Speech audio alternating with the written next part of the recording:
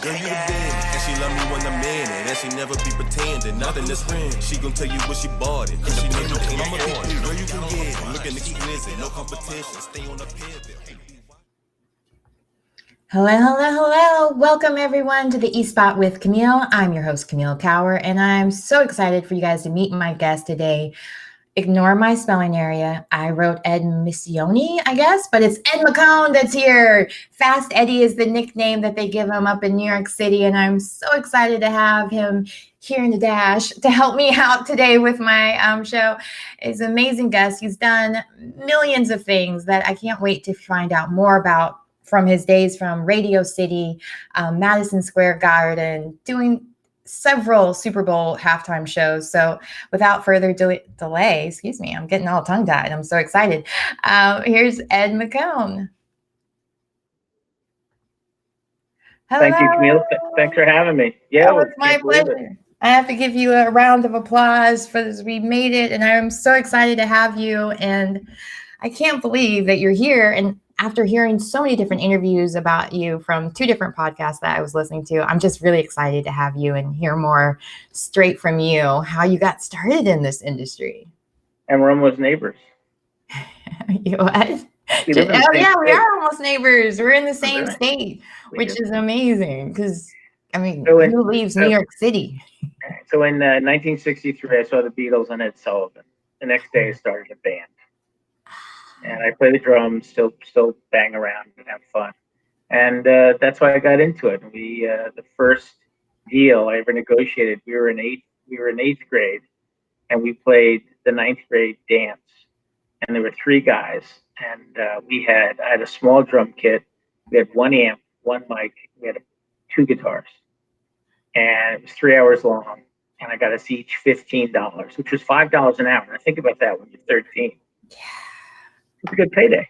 Yeah, that's great. And we did Beatles and Beach Boys and a lot of instrumental stuff and Stones and whatever's playing at the time. And then we worked basically every weekend, and we did some fun things and played some fun concerts. My senior year, we opened for the Young Rascals at my high school, which was kind of fun. And my mother, who's still alive, is 99, caught Dino's drumstick. And so it was just that whole thing of, music. And then when I went to college, couldn't do the band thing there. So I got involved in concerts and became the concert chairman for my sophomore, junior, and senior year. And I mean, I did everything from, you name it. I mean, every Tuesday and Thursday, we basically did a concert. And the book shows that we were going in or out of New York City from the Fillmore. Okay. So we do like Poco, the Birds, Jethro Tull, the band, the Kinks, Beach Boys. And what's funny is I was 18, 19, 20, 21, 22, and all those folks came into my life, the last 40 some odd years of my show business career. So it's kind of fun how that all happens. Yeah. Now, how did you go from performing? Well, I mean, I get that you got into it a little bit with college, but how did you make that leap to make it into a career, though? Because I just when I was a history major, and I like to surf, so I went to this little school called Cedar Beach Post. So I took my history courses at night. So Tuesdays and Thursdays, I could go to the beach, and then I could also book concerts because I'm not like a committee kind of guy. So it kind of was like a little wild, and just had meetings, but people couldn't come because they were in class. So I'm just one of those guys. If I have a gut, I go with it. And when you're young and you know music, and playing the Fillmore, they're going to sell your college tickets for $2 and $3. And we had a beautiful first year I was there. We had a gym, and I think the first show I booked was Paul Butterfield Blues Band and Larry Coryell. And then during that year, they were building this place called the Dome. It was 3,000 seats. And I had a budget to think about this in 1969, $500,000 a college kid. Imagine if I had access to that money. And we did concerts, and we just knocked it out of the park. Oh, how much fun to just I mean, you had the keys to the kingdom, so to speak, and Yeah, some of it your was best awesome. Yeah. musicians. That was Yeah. way before ticket manifests and, you pay bands. In those days, bands were getting, 7,500, 10,000, 15,000. The most we ever spent was we paid the band in my senior year in 1972, paid them 50,000 for 2 shows. We did a Friday and a Saturday. And that week, they were on the cover of Time magazine as the first band ever to get $25,000 a night. And think about it, that's a lot of money then. That's a lot Yeah, of money. that's a lot of money now. Well, for No, it us is regular still a lot of money. I mean, for but one night, that's pretty so amazing. yeah, so I went. That's what I did. So my father used to say, "The knowledge of a business is worth a college education." So I was Mhm. lucky enough. I got both. Yeah, no kidding. Yeah, it's Um, great. and just, I mean, what an amazing opportunity to have access to such great bands at such a young age. When did you pivot to start working in the city and doing more things Well, I'll there? tell you, on March 23rd, 1972, I remember numbers and things. March when Yeah, me I had humble pie playing our college, and this guy was an agent came out. And he was a buyer for colleges. He bought talent for colleges, and he Okay. offered me a job. And I said, how much? And he goes, $100 a week. And I was like, $100 a week. I said, I make more than that cutting lawns and driving a dump truck in the summer. Yeah. And so I told my father, and my father said, you want to be in the entertainment business? You want to cut grass and drive a dump truck your entire life? That's a bad thing. And I said, no, I want to be in the music business. So I let April, May, June go by. And then I had $120 and I had a little Volkswagen. I drove up down the East Coast surfing, seeing friends. I came home on July 9th, and my father, July 8th, and my father said, what are you going to do now? Because you're not going to stay here. You have to get a job. So I said, well, I'll find George and I'll see if he'll pay me $110. I got in my car. I drove, which I didn't even know. I went to Bayshore, Long Island, and I got on a ferry to what's that place? Fire Island. But I didn't know that there were different sections of Fire Island. It's like saying you're going to New York and you got, Queens and you got Staten Island. I just happened to pick the right boat and it dropped me off at the right island. And I asked somebody, I said, do you know where this guy George Brown is? His sister owns a head shop. For those of you who don't know what a head shop is, in the old days, that's where they used to sell marijuana products. Anyway, so pipes and things. Yeah. So anyway. Oh, I don't know what you're talking about. Sorry. Yeah, What? exactly. So I found George and he goes, hey, Eddie. And I said, would you pay me $110 a week? And he said, yes. He said, can you start tomorrow? I said, yes. I got back on the boat, went home. My father said, had to go. I said, I start tomorrow. So 9:30 on July 10th, I was in New York City, 101 Park Avenue, making phone calls, calling colleges, booking bands. Wow. Now, And then, yeah. What was that? I mean, what was your first week like working there? Did you feel like, yes, I definitely made the right choice. This is way better than lawns. And we typed our own letters. okay. A lot of people had come from CEA. Was this like it's kind of like being a stockbroker, but instead of selling stocks, you were selling bands. And so we got our commission from the colleges. So colleges used our service because they felt safe and we were professionals and we read the contracts for them and it was fun. I booked, you name it, Jay Giles, Bruce Springsteen, James Taylor, Linda Ronstadt, Jackson Brown. I'm talking about $500 a night, James Taylor, $500 a night, Jackson Brown. Harry Chapin, Loggins and Messina. Just Rotel, Jay Giles band. We were big. We were the biggest. I was the third owner. I took it over in 19. I started in 72 and I took it over in 74.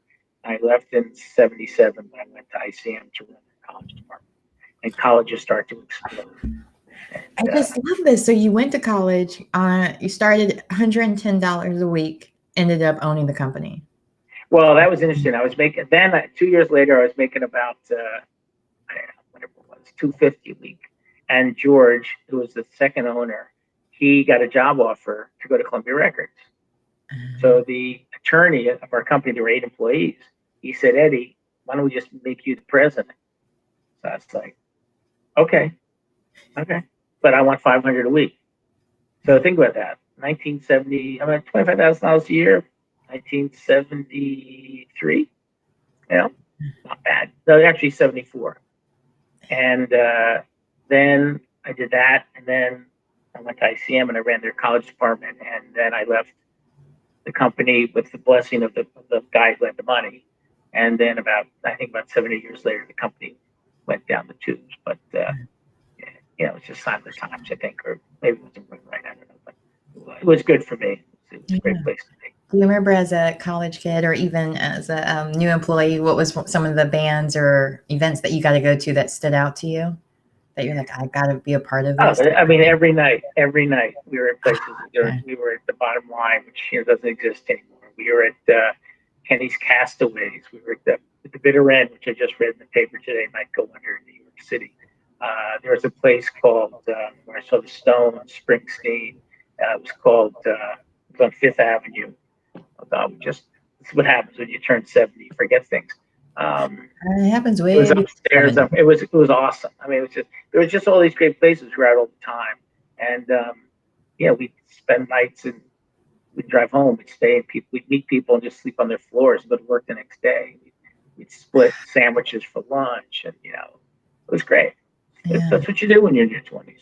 Absolutely. I can't say I didn't do a lot of that same. Actually, in Wilmington, when I would working as an extra, a lot of times you would end up sleeping at whoever was the nicest person that you met on set. If you were there late enough, or drink Boone's Farm apple wine. I mean, that's what we did. Boone's Farms brings back bad memories of me trying to hide it while in college by putting it in 7-Up bottles. Of course. That's what you did. Yeah. But wow, how cool. So you went from there and then you started working with ICM. I went to ICM. Right. So I developed their college department. Okay. And then at ICM, I worked with the Kinks and Gordon Lightfoot and James Taylor and Linda Ronstadt. And then I got into this. Atlantic City was just starting in the 84. So this guy I worked for, Shelley Schultz, said, go get a haircut, buy some suits. I want to make you a casino agent. I said, casino? It's like, oh man, I'm like a rock and roll guy, but I had 2 babies, I wanted to make more money. So I said, I'll give it a shot. Well, it was great because I had represented a lot of comics in those days. So I had Billy Crystal, Robin Williams, Dennis Miller, Dana Carvey, Kevin Nealon. We had Whoopi Goldberg. We were on fire. I even booked Ellen for $500 in Atlantic City for a weekend. I mean, it was fun. And then I had Patti LuPone, Maureen McGovern, Susan Anton, Suzanne Summers, Lucy Arnaz. I mean, it was crazy. Yeah. And so booking the Atlantic City in those days was great because there were 10 hotels. Everybody wanted your talent. And the first time I ever went down there, I went in a suit and a tie. And then after that, I went down and, in those days, ISOD shirts, slacks. And it was fun. And, we were out every night. Tuesday night during the summer was opening, and Friday night was opening. So usually I was there on Tuesdays and Fridays. And, I would take the kids with me, and I'd hire babysitters, and I'd get a suite, and I'd come back at 2 a.m. and I'd wake the kids up, and we'd have hot fudge sundaes and French toast in bed. Watch cartoons, and it was great. I love it. That sounds way better than Eloise's even life in a hotel. That sounds like fun. We had a great time. Yeah. One day when you're here, you'll see my office. I have lots of memorabilia and stuff around. It's kind of fun. Anybody that knows me knows that I'm obsessed with pictures. If there's a photo album at somebody's house, even if I don't know them, and if they have it out, I will look and just. You will flip out because I have my personal photo album and my business photo album, and I have 32 volumes of each. Yeah, I'm gonna make that field trip. See, I'm always like, there's nothing that can make me leave my house again because of COVID. No, everybody wants me to either write a book or else just digitize it. Because every page tells a story. Oh, these are the scrapbooks I was hearing about. Oh, wow. Yeah, I can't even imagine. Because I know when I was looking through your resume and posting different things to advertise our interview, I just kept wanting to say, that's marvelous. So many people on your list I grew up listening to and still listen to and are icons. And think of Robin Williams, and my daughter loves, my whole family, we loved watching Aladdin over and over again. So she's familiar with them, and Jumanji, the original one. And just your list on your resume is who's who. And you didn't even write down everyone, because when I started Googling, more names were popping up. I'm like, what? we've had fun, and it's funny is today I was on the beach and a friend of mine called. He's a buyer for a casino, and he asked, he said, "Hey Eddie, I want to book Tony Danza for New Year's Eve." So I sent a note to Danza, just text him and said, "Hey, it's Eddie. Are you available New Year's Eve?" And I get this text back, "Hey, just let Dan know. Dan's his manager." So then all I do is hook up Mike and Dan, and that's it. It took me 3 seconds, but I helped two friends, so it's fun. Well, now we know who's the boss. Well done. Wow. Actually, funny enough, when I was Googling around, one of the pictures I ended up using was with you and Tony Danza. And Mario, I saw that. Yeah, Mario. Yeah, Mario Cantel. I can never Mario say Cantone, yeah. Cantone. Three of us had a good time together. Yeah. 3 Italians. Right. Yeah. So, okay. I mean, working at a casino, being able to have all that fun with your family there as well, all the different comedy acts that you got to watch, you have to know so much about the industry from as far as live events go. What do you think the future is going to be? Because with so many things kind of changing constantly, and you've been so innovative with all the different ways that you've kind of gotten into the business and even have sustained for so long. I mean, we haven't even gotten to the other half of your business. Well, I read, there was an article, the Irving Azoff, who's a big manager, Eagles, et cetera. And he said that, my bands aren't going to go back and work until things are normal. So if they sell out, the Garden, 18,000 seats, or a stadium, 50,000 seats, we're not going back. And you read all these stories about how, we're going to cut down this, we're going to cut down that, we're going to have, if they have a 1,000-seat room, we're going to sell 250 tickets. I'm not a believer in that. I think we just need to wait. And I'm hoping, my goal, June 1, that, things are whatever normal is. There's the vaccine comes out in January, February, people take it. 15% of the public, I'm told, might be okay, might not be okay, but, 50% of the people probably aren't safe with getting the flu either, or the cold. You know what I mean? Mm-hmm. So I'm hoping that once the vaccine comes, we'll be pretty much back to normal. Definitely by the fall. I gotta pray that by September. But who knows? I mean, but not good. We'll see. Yeah, I mean, it's all about the vaccine. Right. People being safe.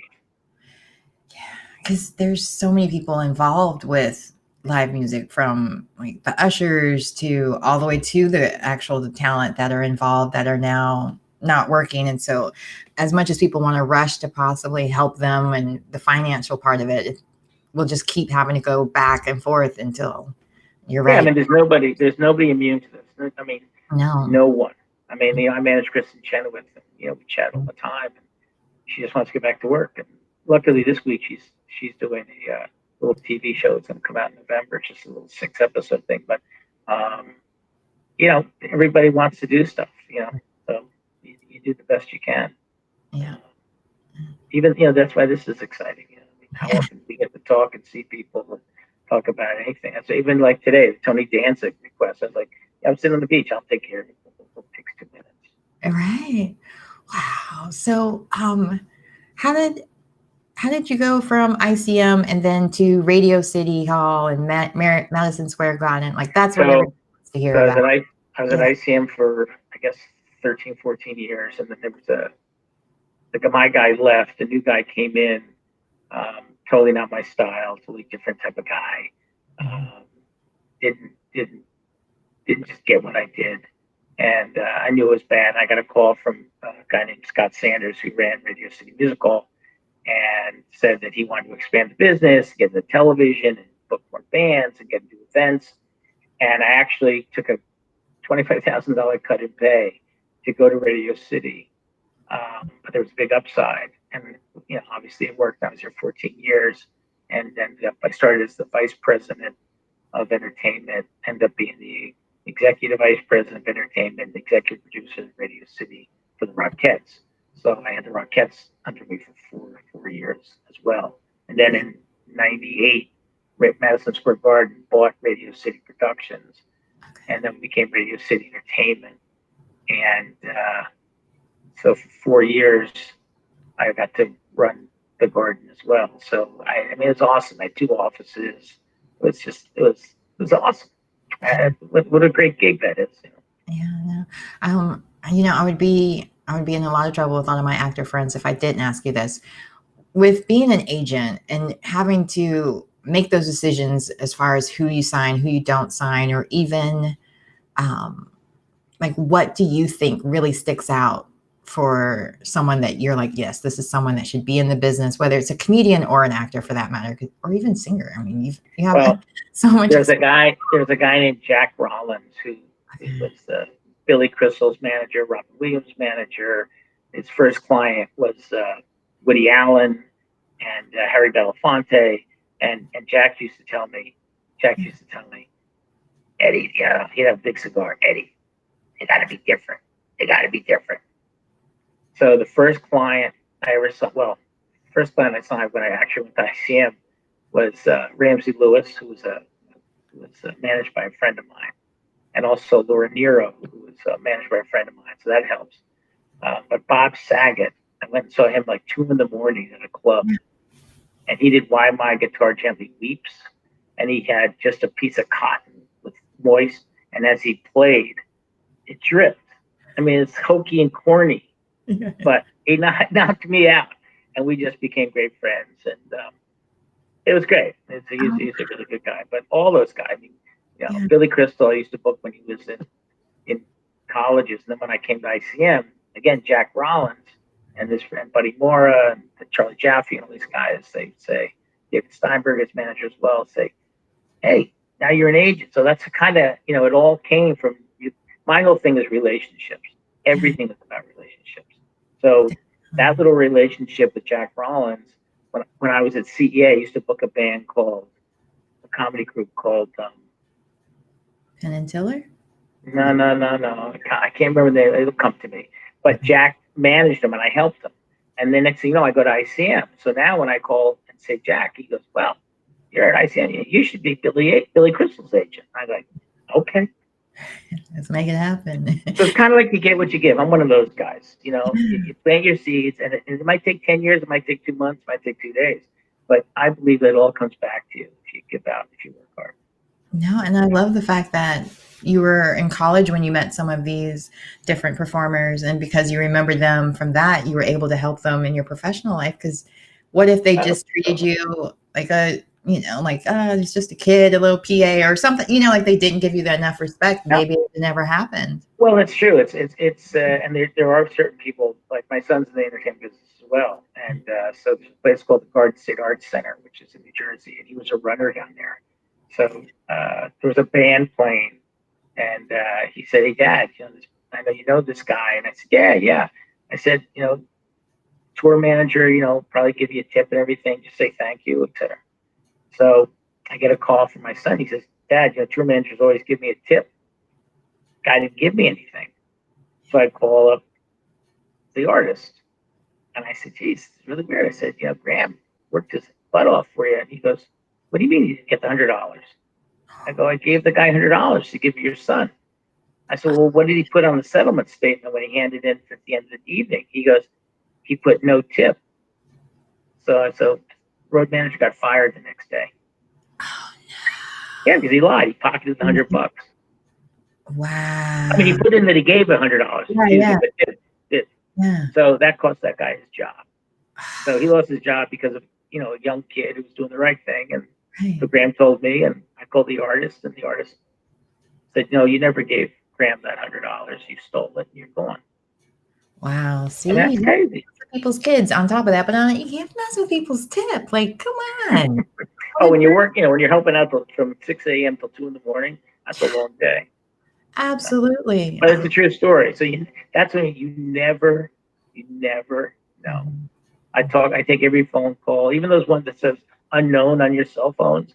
I still say, okay, no, I'm not interested, but thank you for calling. But yeah.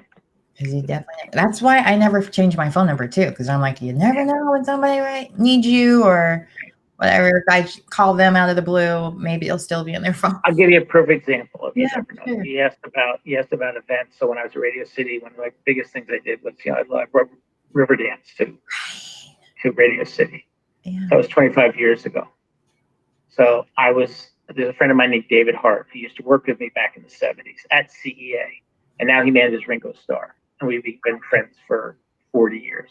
Yeah. So David called me and said, there's a show in London called Riverdance. A friend of mine is the producer. You got to go see it. It's perfect for Radio City. So I trust David. The next day, for all you folks who are young, I got on the Concorde and I flew that day, saw the show that night, got up, flew back the next morning, and I was back in my office before I left the next day. You know, it was like before at the same time period that you fly, you go 3.5 hours to London, go 52,000 feet in the air. I mean, it's crazy. See the curvature of the earth. I mean, I got to fly it 3 times. Like in my head, I'm like, I don't know which is more fascinating at this point, because I remember when they existed and then they didn't anymore. Right. Yeah. They had a blowout, the tire blew out in Air France in Paris, and then it was like unsafe. But I mean, it was really spectacular. It was, I think a round trip ticket was 10 grand. But anyway, it was crazy. I mean, it was awesome. Yeah. It was awesome. So anyway, I went and made that deal, but that's an example of like, listening to a friend. And my father used to say, if you don't go, you don't know. So I'm one of those guys that, a lot of times you got to come see this band. No. And then you go. And sometimes it's worth it. Sometimes it's not. But you got to, if you're in our business, you got to do it. You have to listen and look. Yeah, no, that's great advice. So I want to bring up a little bit more about Riverdance, because I found it so fascinating that you went there just on a whim because your friend told you about it. But even what I heard from a podcast was that you mentioned how you guys used PBS as a way to promote it for free. Right. And that was like the first time something like that was done. Can you tell us a little more about that? Yeah, in the old days when you had PBS, people were like, oh, no, you can't do PBS because people are going to stay home and watch it, and they're going to come. And Riverdance proved total opposite. It was on, everybody wanted to see it. And I wish PBS was actually stronger than it is, now. It's kind of like now people can put up stuff on YouTube, etc. But it's still a great vehicle to use. But for us, it was incredible. And then we ended up shooting, I think it was the 3rd or 4th time they came back. We shot the show at Radio City Music Hall, which was phenomenal. And then they were going to do this March. They were going to do the 25th anniversary. And I was on my way in New York the week that was supposed to happen. I was there on a Sunday, and I was going to the final show on Tuesday or Wednesday, I can't remember. And of course, it was canceled because of COVID. So I was really bummed because I love those guys. I mean, they're wonderful people and they were great to work with. And super flexible and fast at the same time. Yeah, I remember watching that and just was blown away with the whole theatrics. But I watched it on PBS, so that's why I wanted to bring that up. Like, it worked because I remember that being a phenomenon when it first came out. Like, you gotta watch Riverdance. They're tap dancing with, like, it looks like Jello legs so fast. When you come to the house, you'll see the original poster hanging on my wall over here. But those aren't the only, like, you also like branded the Rockettes as well. We did. We did a show in Vegas called the Great Radio City Spectacular. We did it actually at the Flamingo Hotel, and I think we ran for 4 years. And we ran it from 1995, actually 94 to 90, almost 98. And then that's when Vegas changed, and you got Cirque in the 97, 98. And when we were bought by the Garden, they went to see the show, and it was at the Flamingo, which was, the original casino, and it wasn't glitzy and glamoury. And the folks from Madison Square Garden said, the show is an embarrassment. Not that it was an embarrassment. They just didn't think it was what they wanted the Rockettes to be in. They wanted something hipper, more contemporary. And I said, this show has been here for 4 years, and people love it. But so close it down. They've never been back. We tried, but the Rockettes are the Rockettes. They're not. They're not MTV. They can look like MTV. The girls are women are phenomenal. Yeah. But there's that 3-letter word that we don't discuss when you're a Rockette. It begins with an S and ends with an X, and there's an E in the middle. Sexy. That's 4-letter word. But anyway, they want them to be sexy, but you couldn't be sexy. Right. Hello. Yeah. Have an Italian accent, but don't say, hey, what's happening? Well, I mean, I always think of them as being like showgirls, but for Christmas type of. Yeah. Exactly. Don't offend anybody. That's what it's all about. Pure, excellent, very diverse. We had so many styles of dance. We that I was most proud of that. We changed kind of how they danced and the look. We put some Latino stuff in there. We put some cool music. I mean, and it just, but anyway, so it went away, and then I left in, I left in '03. Okay. I left in '03. Well, I also want to talk about your Super Bowl experience as well, because you did that while you were with Radio City as I well. did 5, and one of your favorites in Phoenix. I did Diana Ross, which was phenomenal. And I don't know if you know about Super Bowls, but when you do a Super Bowl, the artist, you can sing live, but you also have a little track just in case you get nervous. They can push a button, and all of a sudden you're still singing, but it's pre-recorded. So we did I don't know if I remember you said, I guess you saw it. So we did the thing where she leaves in a helicopter, and we had a lot of fun with that. But at sound check, she's doing everything, and then the night before Super Bowl, we always had a party. Since it was in Phoenix, we had like a big kind of like a barn dance. So she and I are dancing, and it's great. We all wear cowboy hats and shirts and boots. And she goes, "Oh, Eddie," she goes, "I'm having such a great time. I'm going to sing live tomorrow." And I go, "Great." And that's good. And she did. But it's like, that's rolling dice a little bit, but she nailed it. It was awesome. And she left, and she was great to work with. Her manager and attorney, this guy named John Frankenheimer, still a wonderful friend of mine, known him since I went to Radio City. In fact, I just emailed him because I need to get a hold of a basketball player that is trying to do some kind of event. And so trying to get hold of Michael Jordan. So he's going to help me. Oh, just some basketball player that's kind of a big deal in North Carolina. I don't know why. We're actually trying to build some homeless shelters for some folks. And I thought from here, you're right. It's just an ask, you want to call it like, Michael Jordan way. I don't know. Yeah, to donate a little money, but I have the presentation already. I just have to know who to send it to. Oh, that's fantastic. Yeah, so that's something like on the side. It's just something I have time to do now. Yeah. I have nothing to do all day. And to use your talent to help the homeless, like that's amazing. Especially right now, so many people need help out there. No, it's crazy. So many, and I know from my experiences being a kid and seeing athletes come to visit schools or something, like they're like superheroes in real life. Yeah. So I'm sure that would be amazing if you're able to swing that. And I mean, knowing the people that you probably know, that's probably an easy opportunity to come up. But wow, I'm trying. Of course, because I'm a Diana Ross fan, I have to ask more Diana Ross questions since you brought her up. Sure. So when you say she performed everything live at the Super Bowl, what was the whole process of practicing and setting that? Like, how much time do you guys really have to set up a Super Bowl? You have like 12 minutes, 12, 15 minutes, and you have like 12 minutes to perform. Then you have like 10 or 12 minutes. But now it's gotten, if you watch now, it's gotten longer and bigger. And sparks are flying, and there's so much smoke sometimes when they kick the ball if you can't even see the field. Right. We used to do things where we would do card tricks. So like you'd have under your seat, you'd have like a gift basket, little pouch, and we'd have so we would turn the stadium, like when we did Michael Jackson. We had that whole thing. We had the world. So we did We Are the World. So like there was a section where.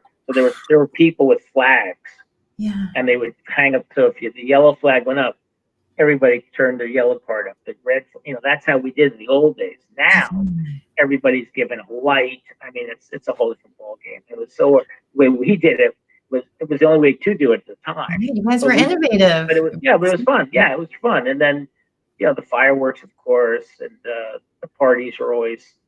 We threw great parties. Our parties were always wonderful. And it wasn't about the money. It's just at the end, you'd see produced by Radio City Productions, whatever. It was more of a marketing tool for us. But we did 5 of them, and it was great. You said you did 5. So Michael Jackson and Diana Ross What were the other I three? made a little list. We did 1993. We did Michael Jackson. 1996. We did Diana Ross. 1997. We did the Blues Brothers, which was ZZ Top, James Brown, and who else was on that? That was just ZZ and James. 98. We did a Motown special with Boyz II Men, Martha Reeves, Queen Latifah, the Tops. I mean, sorry, the Temps, and and Smokey, and of course Stevie Wonder, Smokey.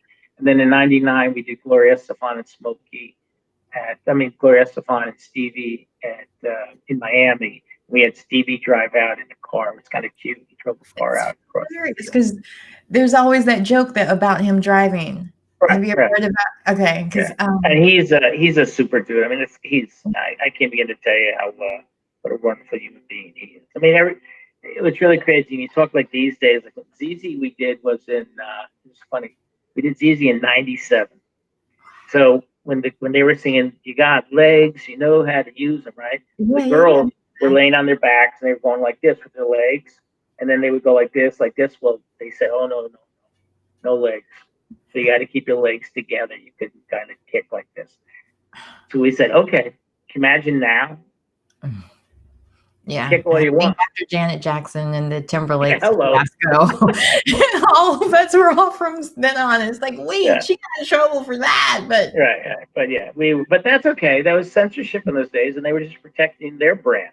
Right? No, I mean, life was so much more simpler. There, like, I think back now, the things that we thought were so censored and over the top, like now I'm like, no, now is the time that things are over the top and need to be censored in comparison. But I'm sure that with every generation, they probably think that of the next generation's music or shows and so on. But wow. So the Super Bowls were fun, and then after that, I managed Kristen Chenoweth now, who's phenomenal for 5 years, and she does like 30, 35 dates a year, and that for me that's plenty. It's enough and keeps me busy. But since March 10th, that was our last date, which happened to be in Charlotte.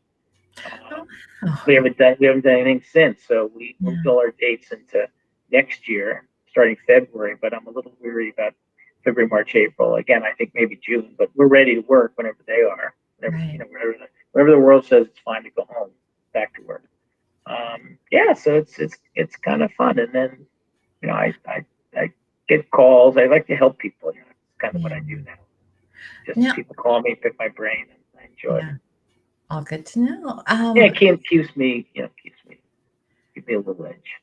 No, plus, I mean, your stories are amazing. People need to know about them, like learn about the behind the scenes stuff, what really happened. And you were there and making the deals as well. So I'm sure people who are interested in doing what you've done, you're like an encyclopedia full of knowledge. For those that don't know, that's like Google. Okay. We have a lot of fun. We've done a lot. We talked about it today. We've done a lot of good stuff. And I forget most of it. I talk to people and kind of go, "Oh yes, I do remember." Okay. Now I love this. Well, I mean, it's under sad circumstances, but I love how the relationship with you and Kristen even came about, because even that was just a chance meeting. That came about when Robin Williams passed away. Whoopi Goldberg called me as a friend and said, "Hey, I'm going out to Robin's funeral. You want to come with me?" And I said yes, but I thought we were going to take her bus. So I thought we were going to be like, 3 days out, 3 days back, a whole week on the bus with Whoopi. But I said, yeah, no problem. So then Whoopi calls me about 2 weeks later and says, "Hey, I got a jet." I go, "Okay." She goes, "But I want to take Kristen Chenoweth. Is that okay?" I go, "Yeah, fine. I've never met her, but yeah, your jet. I just appreciate the ride." Bottom line is, we get on the jet, leave Teterboro. It's early in the morning. I meet Kristen. See what Kristen's talking about her manager and her agent, how she's not happy. And so Whoopi goes, "You should have Eddie manage you." Mm-hmm. And I just left Paradigm at the time. And she said, "Well, what do you do?" And I said, "You know what, let's go bury our friend and we'll talk about it on the way home." So on the way home, we chatted, and next thing you know, boom, I guess that was in, Robin died in August, so the funeral was in October. So a couple days right after Christmas, bingo, and we started 5 years ago together. There you go. And Yeah. again, it was Whoopi, a relationship. Yeah. And I met Whoopi, I mean, she was a client, never booked her at ICM, but Okay. we met with Robin and Billy. They introduced me the first time in 1990. Okay. We did the first comic relief Radio City Music Hall. And that's how I met Whoopi, but through Okay. Robin and Billy. So, that was a blessing. They said, oh, this guy used to be our agent. Now he's running this place. So Whoopi and I just became friends, and we're still friends. Oh, that's sweet. So I have a Whoopi connection, sort of. My grandmother worked on the film The Color Purple, Mhm. and so one of the only pictures she has from that is with Whoopi Goldberg. And so, Yeah, she's a good lady. yeah, no, I've loved her career ever since, because when you're a kid and you see, Yeah. you're like, oh wow, we can all do that. And for it being such a small town that they filmed it in, it gave a lot of us encouragement, because it's funny. I think 3 of my family members went into the entertainment industry, as far as my cousins. Of course, my dad's a movie producer, and my mom's a stunt woman, but they could have easily have gone many different careers, based on all my aunts and uncles are all very smart people. So it's kind of surprising. We didn't know which way people were going, but it's kind of funny that because of my grandmother, every time anybody new came to the house, she had to show the Color Purple part where she was an extra in the film. And so, and you would just see so much pride and energy come out of her. And she never cussed, but I guess Steven Spielberg spoke to her and told her to just clap like she just didn't give a D word. And just to hear my grandmother say that was like, it was just like, oh, the funniest thing ever. And so again, like, I'd love to know that you had that relationship with Whoopi, and to hear how that she is someone that you would be willing to ride 6 hours with. I'm sure it's a luxury bus, but you were willing. No, we didn't do the bus. No, the bus was. I know, but I'm just saying, there's not many people you want to be trapped on a bus with for a few days. The bus could have been 3 days out and 3 days back. Yeah. And I still said yes. And I was like, yeah. I'm just saying, I've done cross country with my family, and I've done it with my husband and one of my best friends. We almost didn't make it. My best friend and I, we almost didn't make it because I'm such a germphobe. I was like, I can't stop at any old place. It's got to be. Yeah. So that's why I'm just like, there's a lot. I mean, that speaks a lot to character, that you're willing to want to travel, especially for something so sad as well. But at the same time, she's got to be. That's what brought us all together. It's funny. Robin, Whoopi, it's crazy. Yeah, comic relief was a big deal, because that was how they, again, raising money for homeless through comedy, though. Yeah. It's just everything. It was his anniversary a couple of days ago, in fact, when he passed. Right. But it's Chris and I talk about it all the time. Robin Williams, Billy Crystal, Robin, Whoopi. That's how we met. It's just crazy how things happen. That's what I mean. You never know. No. I mean, on my way to a funeral, I come home with a client. I mean, in my life, I had no plans, and here I am. Boom. Right. And not just any client, a popular client.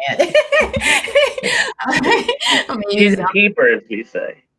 Yeah, no, my daughter loves her from The Descendants. So, my grandkid, my granddaughter was just here watching 3 times.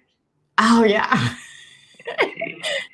And then they say, how come they call me Pork Chop? They go, Pork Chop, how come she wasn't in the second one? I said, they killed her off. Yeah. I'm still thinking that they should have a third one and bring back some of the parents again, because I kept waiting to see them again. That would be great. I know that Cameron Boyce had passed away, so they were saying they wouldn't do it again. But I know there's all the young kids, the VP kids that they were bringing over. I know way too much about this Descendants. I'm gonna just go ahead and stop embarrassing myself. But I would love to see more. And I know she's been doing some Christmas films here in North Carolina as well. And you were saying there's a new TV show that's coming out. Yeah, just something she's doing, just a little thing she's doing. I mean, I don't represent her in TV and film. I just do concert stuff, but I stay in the loop. But things are good. And then next year we'll have another record come out, hopefully in 21. And the last one is called For the Girls, which is phenomenal. And yeah, life is good. Oh, I can't wait. That's good to know because we're starting to run out of content. So anything new is exciting to be able to hear or see or watch. Like, I hope people have really learned to have an appreciation for the arts during this time because we're definitely. Well, it's funny. It's like these kind of calls and stuff. Like as you know, I'm not a tech person, but I didn't know that I could go on my smart TVs in my like here or wherever, and there was that I could watch YouTube. I mean, so I've discovered like now. I mean, I watch Kristen stuff. I watch Beatles stuff. I watch surfing stuff. I watch my hometown, my little town, Wrightsville Beach. If you Google Wrightsville Beach, North Carolina, you can watch guys fishing, scuba diving. It's crazy. Right here, sitting right here. It's like, I had no idea. That's how Tristan's like, oh yeah, watch this on YouTube. And I go, wait, on my phone, on my computer? She says, no, you can watch it on your smart TV. I go, really? And she goes, good. And there it was. I changed my life. See, where is because your son's also in the entertainment industry as well, right? Do they all live up north still, or? He lives in New Jersey, and my daughter lives in Huntersville.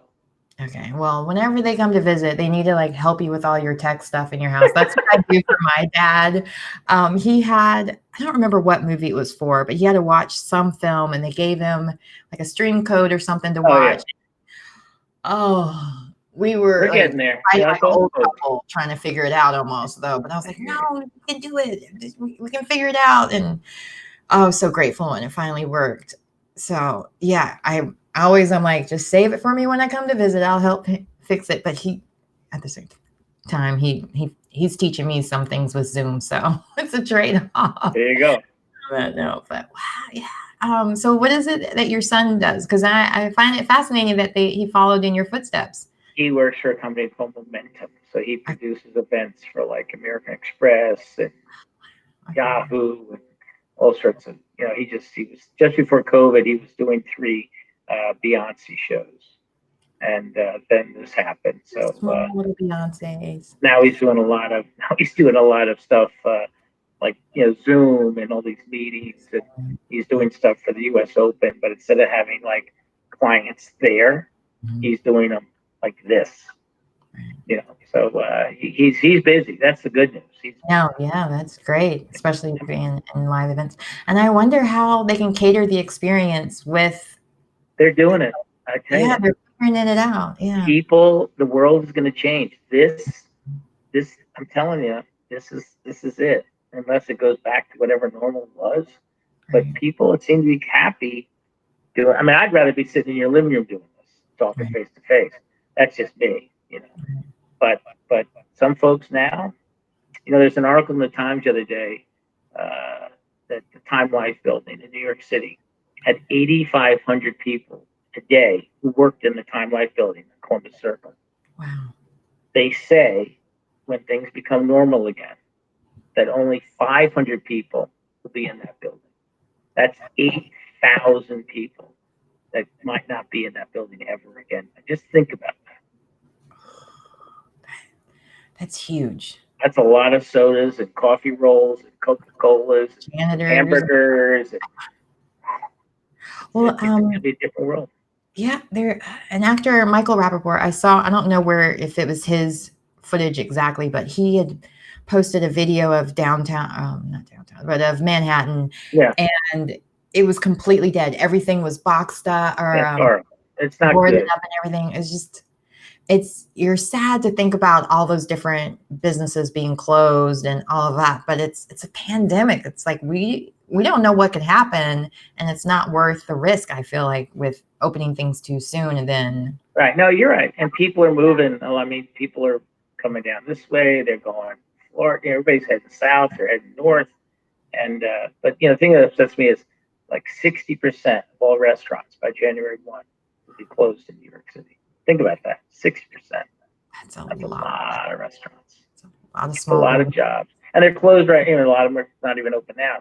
It's just a mess. But hopefully it'll get better. Yeah. Hopefully because again, this has affected everybody. The entire world over. All right.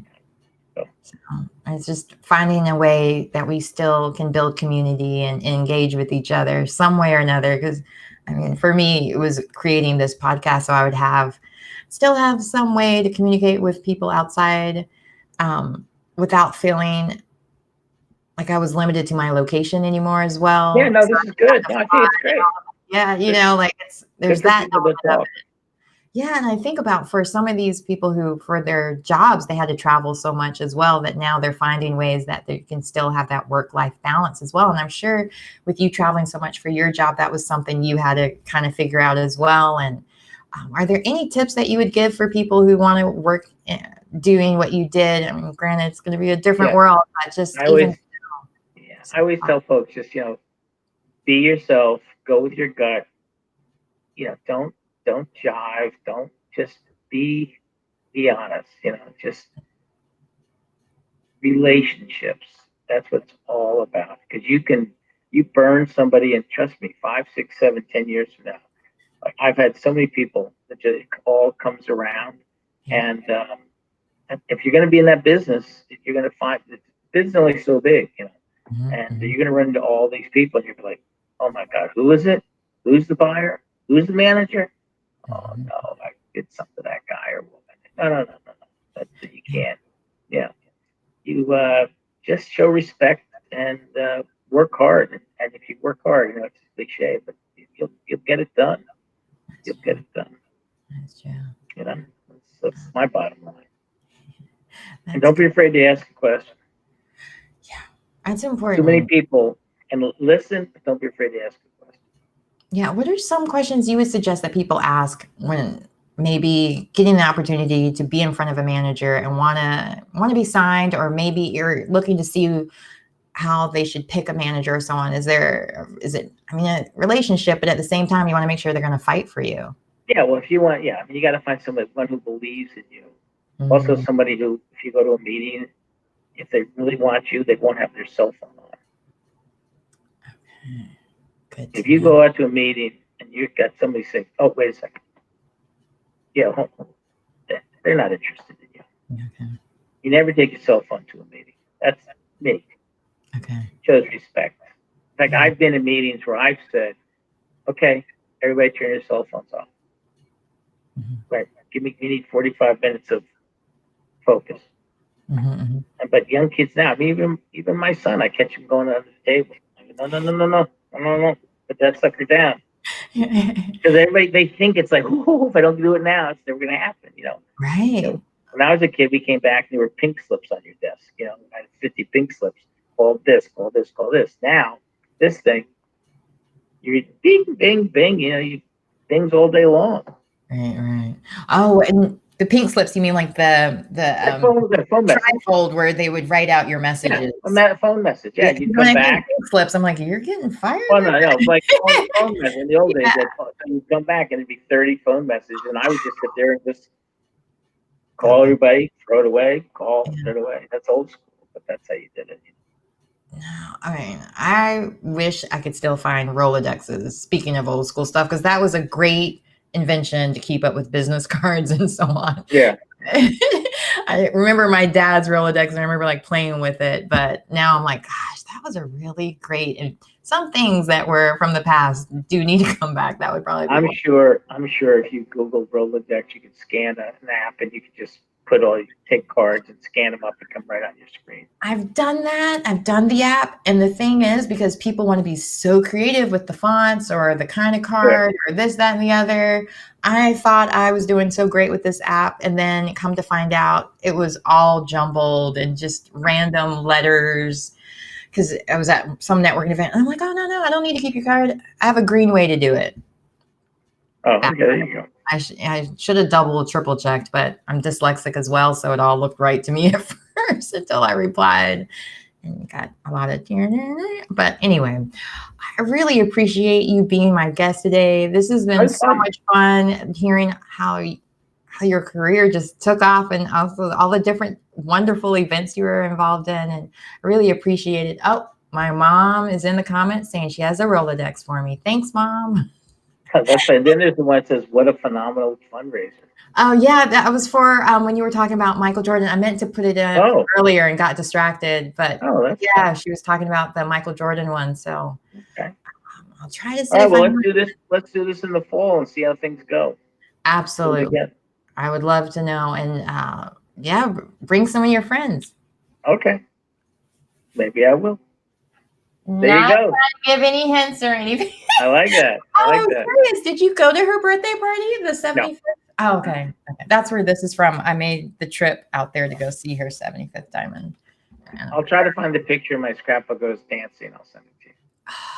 I would love that. So I I'll grew up find it. overseas, and she was just one of those VHS tapes that Yeah.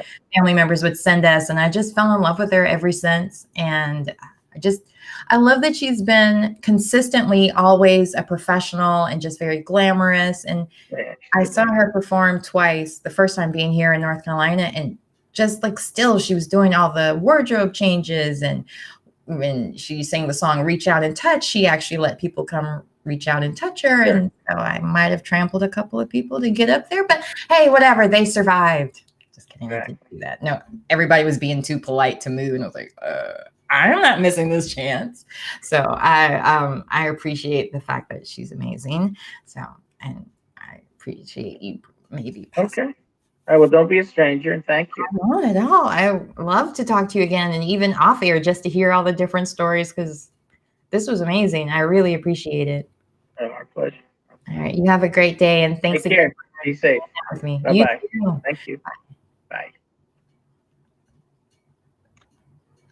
All right. Who knows Michael Jordan? Help me out, because this is the closest I may ever get to Diana Ross.